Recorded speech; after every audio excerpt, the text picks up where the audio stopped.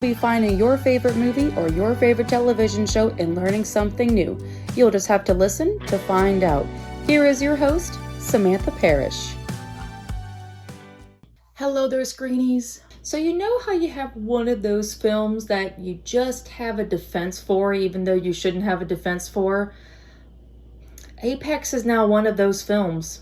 This is a rarity that a newer piece of content is reviewed on the show or talked about in the show, since I do like to let something sit for as long as possible just to make sure I have enough material on it. And Apex is one of those films that it didn't really take much for, but there is a little bit more to it. And I have to admit, I liked the movie. I talked about it in one of my episodes for the upcoming predictions of 2026, and call me a Simpson writer, but I said if it was a point-blank action movie, I'd still like it, and I did. There's a lot of things about this that was great. But yeah, I can't exactly argue that the people that point out the flaws of this movie, they're also not wrong. But that hasn't stopped me from really liking this movie. That's the thing about entertainment, is you never know how one part of something is going to entertain somebody or it's going to be criticized by somebody else. So it's kind of a mixed bag. But I want to be able to give a little bit more compliments to the criticisms of this movie. So here we go. We're diving right into the really weird world of Apex. So one of the biggest flexes and desiring points of Apex is obviously the action fodder of having Charlize Theron and Taron Egerton. It's like, well, I mean, I can't argue with two things that sound so badass at the same time, but the thing that hurts the plot the most is probably the grief angle. Now, I have to confess, I didn't know that when I went to the film. I thought it was just someone having a run of the day, just casual day in the woods, and didn't know that, oh no, I'm about to find a serial killer on your path in Australia. Double yikes. But I was curious how the grief angle was going to work, with this being someone that lives for the sake of living on the risk, and then you want to go back and do it again because your husband died. The complexity of Sasha's character working as someone who lives on the wild side but is also grieving, the complexity is very unbalanced. And it's not too hard to see why. A lot of Sasha's decisions have many criticisms. I mean, what hero doesn't? But that's the thing. This is supposed to be your hero of the film. This is just the way that the film had to go.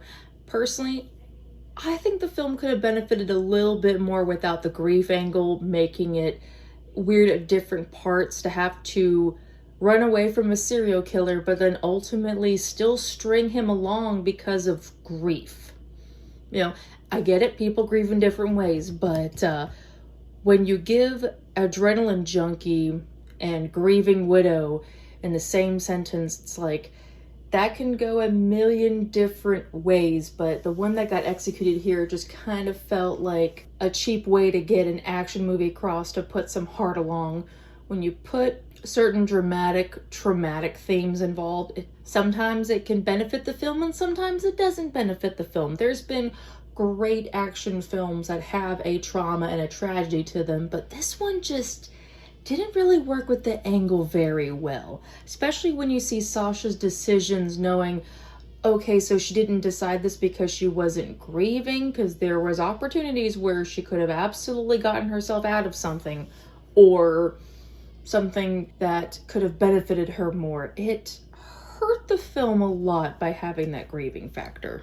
Sasha's character just wasn't strongly developed enough to have the grief factor be a reason for most of this movie, because Sasha's decisions, they go about as back and forth as Woody Woodpecker going all over the screen. And that's kind of the way her character really is, and this is supposed to be your hero. So that really makes the film feel a little bit out of falter. But one of the factors that worked absolutely phenomenally is its villain. The parts with what is a letdown with Sasha's character, or what is just a bizarre hole in its plot, TE makes up for it tenfold. Taron Egerton's performance as Ben is probably one of my favorite villain performances currently. I don't know where it lies in the list, but we have to like let things age a little bit more. I was thrilled to see him play a villain. I knew that there was gonna be one day he was gonna do it, and damn did he deliver. Like, I buy 100% that there is a body count that he has. He honestly had me at him just dancing to the Chemical Brothers and screeching. I know that his screeching sounds a little bit like a goat screech going on, but you know, we all can't be perfect. It happens, you know. But it is very much a good defining characteristic to make him a predator. You know, someone that just screams or screeches at you, because I've had that happen to me before, it is fucking alarming what someone will be willing to do to make you warned, scared, and alarmed. And now you have this villain that's in the way of a hero that was just trying to do her thing, go about her life, you know, complete this thing for her dead husband.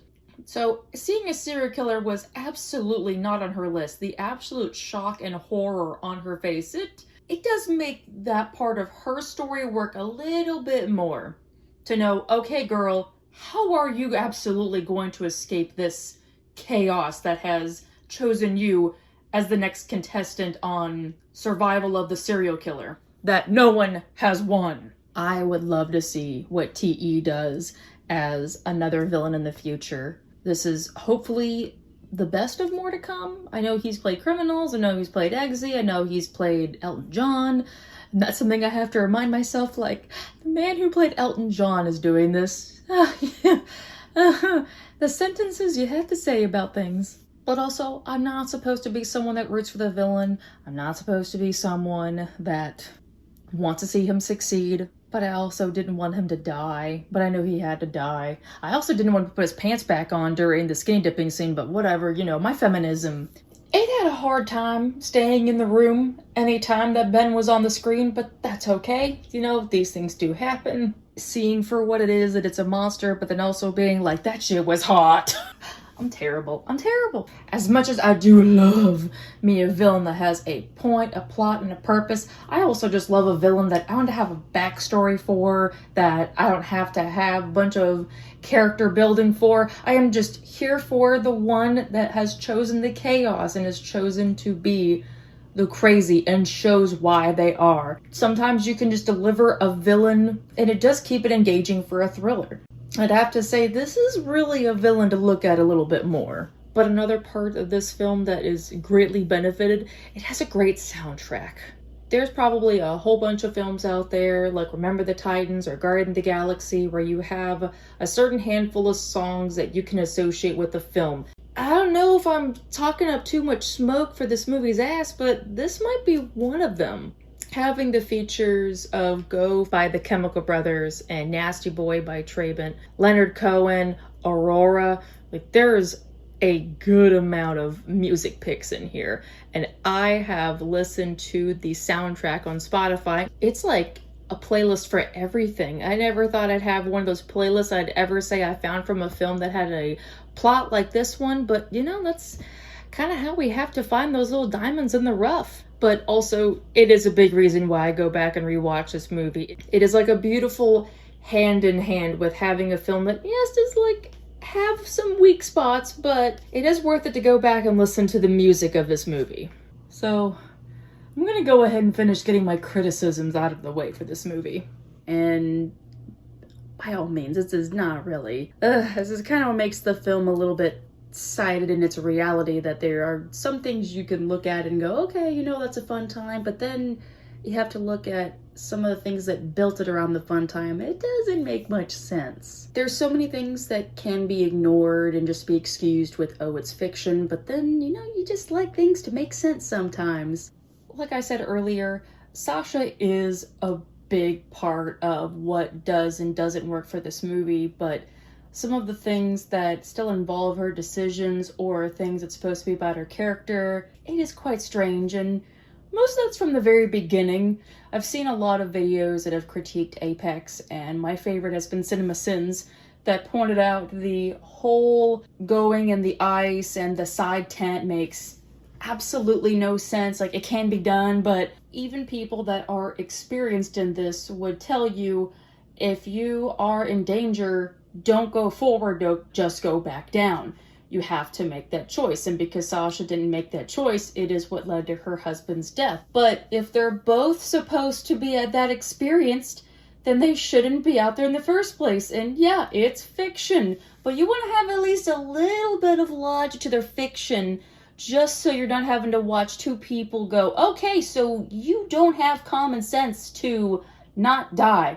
I have seen some truly experienced people that are in it for the thrill of going on an adventure in nature, and if they see something that is absolutely not to be fucked with, I've seen them do a big fat no and turn the other way and go around. So unless you're Patrick Swayze and you obviously want to go, riding into a Mother Nature apocalypse, maybe don't do what these people did. It's a very bizarre setup that has a lot of criticisms to it from the get-go. So having this setup that's supposed to be about the angle of a cat and mouse game between a person who loves adrenaline and a serial killer that loves the thrill of the hunt, this is supposed to be your setup. It doesn't give you a lot of faith from the get-go. If it was set up to be more of a rush, then it would be like, okay, Sasha got some competition when that comes up. Then you'd feel something a little bit more. But like I said, this just means Sasha doesn't make great decisions. And then Sasha, as a survivalist, also has a lot of different things from the get-go.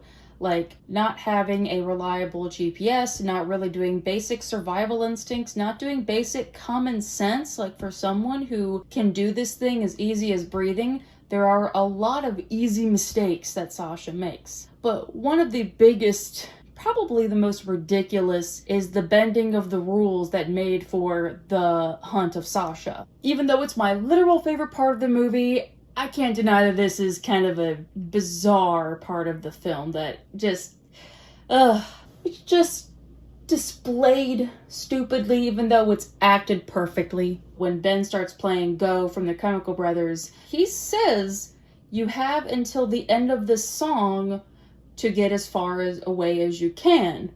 So that's a 4-minute song. And it's at least, 3 minutes present in the film, and Sasha has not gotten farther enough, or the other option, knocked Ben out immediately right when he was monologuing like fucking Syndrome in The Incredibles. It's the love-hate relationship I have with this film. They're both equal in the love as the equal are in the hate for some of these moments that just kind of hurt your brain for not having a easy setup for logic. Like sometimes you can have fun in fiction, but you at least want the fiction to have some sort of logic to it. One moment about Apex that truly makes it stand above the rest, that has made me want to recommend this, is the out of nowhere horror moment. You gotta respect a movie that will just take a step out of its own genre and just give you a taste of terror. Taron Egerton was already a terrifying villain, so knowing that there was another thing to be scared of him and another thing to be scared of him, only to find out that the full circle moment of his story is, spoiler alert, cannibalism.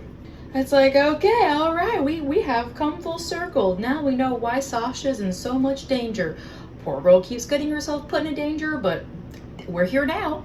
The moment that you see the bodies hanging up and put together that Geno's jerky is a Hannibal Lecter go-go snack, but it's the way that Ben explains that this isn't just the adrenaline, like the ultimate trophy is to eat your trophy. That's not something you hear too much of. Like, there is some crazy things that can happen, and there's crazy things that we'll do, but this is just a flavor of crazy that, you don't get too often, and when it's done in a way that you can't go back, there was no way to be able to unring the bell of this movie. It was a shocker when they revealed that whole thing. I have to say, if it wasn't for that horror movie moment, I think it would have been a very dull movie. I mean, Taron would have carried it, but that little edge just really made the film a lot more than what you thought you were going into for. I would say Apex is like the equivalent of a roller coaster. You do feel the bumps, you do feel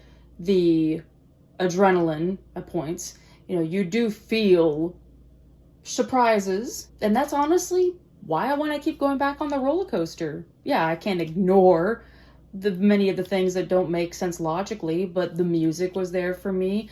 I love the performances. some things still came through. It was enough for me to recommend it. So I've been going everywhere I can, telling my friends, you gotta give Apex a shot. So I say give it some time and it'll really take off and be one of those movies that you don't really have to necessarily like, but it's not too bad. Kind of like Another Way Roadhouse aged. And I think that could be the future for it in a couple of years, but we'll see if this movie lives for another thrill in time. But I think it has a pretty good head start on The Hunt. If you've seen this movie, I'd love to hear your thoughts. Hit me up at the Queen of the Screen. I have a million conversations about movies I'd love to have up on there, including reels on a weekly basis. And if you want to listen to me on many different outlets, I am available on many different outlets. You can find me on YouTube, Spotify, Apple, Amazon Music. I'm pretty sure if you stick your head out the window and you hear someone screeching in the distance, it might most likely be me or Taron Egerton. It might be a toss-up. But until then, thank you for listening to this episode. You guys take care, stay amazing, stay safe, stay cool. Please stay with your survival instincts, for goodness sakes. I think we've learned a lot from this movie. I know I have. This is your Screen Queen, signing off. Bye-bye!